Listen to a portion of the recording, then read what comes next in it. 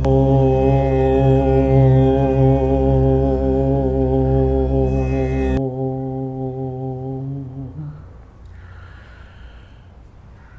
दर्शकगण, सादर नमस्ते। आज हम मंतव्य चालीसा के 28वें बिंदु पर विचार करेंगे। बिंदु है कारण। कारण को अंग्रेजी में बोलते हैं कॉज। पूरा विज्ञान कारण और कार्य के सिद्धांत पर चलता है, कॉज एंड इफेक्ट। और हमारे शास्त्रों में भी कारण की कार्य की बात कही है। कोई कारण होता है, कोई कार्य होता है। बिना कारण के कोई कार्य नहीं होता है। जैसा कि दर्शनों में, दर्शन शास्त्र में उदाहरण दिया है कुम्हार का, कि कुम्हार बर्तन बनाता है और मिट्टी से बनाता है। तो जो मिट्टी है वो उपादान कारण है। बिना मिट्टी के बर्तन नहीं बन सकता।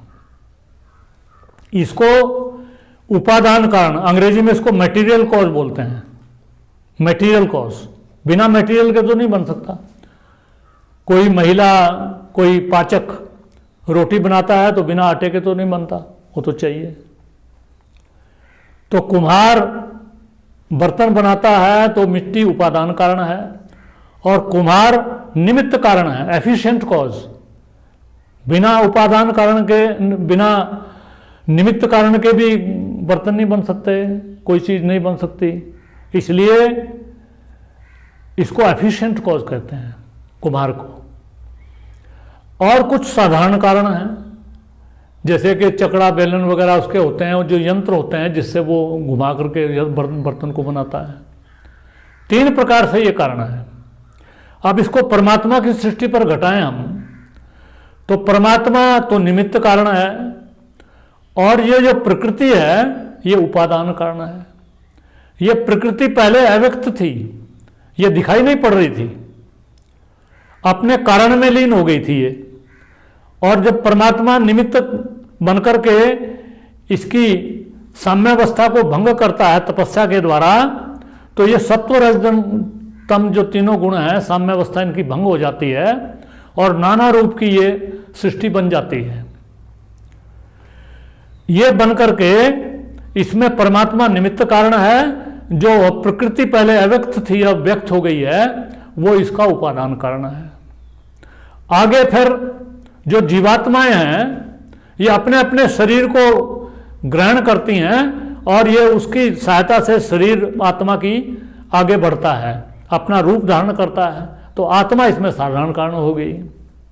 तो ऐसे इसको कारण को हमें समझना चाहिए। बिना कार्य के, बिना कारण के कोई कार्य नहीं होता है और कार्य कारण संबंध से ही हमें किसी बात को समझना चाहिए। अंधाधुंध कोई किसी बात को बताए हम मान लें, ऐसा नहीं मानना चाहिए।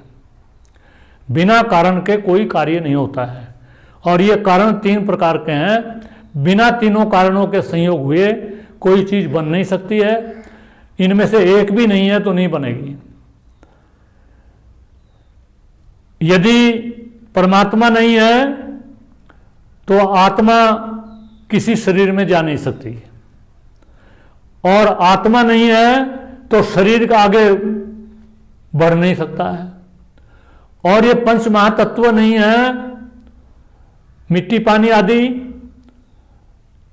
तो शरीर की रचना नहीं हो सकती। तो हमारे शरीर की जो रचना है और उसकी ब्रह्मांड की पूरे की जो लोकांतर की रचना है, इसमें 5 महाभूत भी चाहिए और इसमें परमात्मा भी चाहिए और इसमें शरीरों को प्राप्त करने के लिए आत्मा भी चाहिए साधारण कारण के रूप में। तो ये तीनों कारणों को समझ करके ही हम इस बात को समझ सकते हैं कि सृष्टि की रचना, शरीरों की रचना किस प्रकार से होती है। ऐसा ही इसका कारण का अभिप्राय है। इति ओम शम नमस्ते।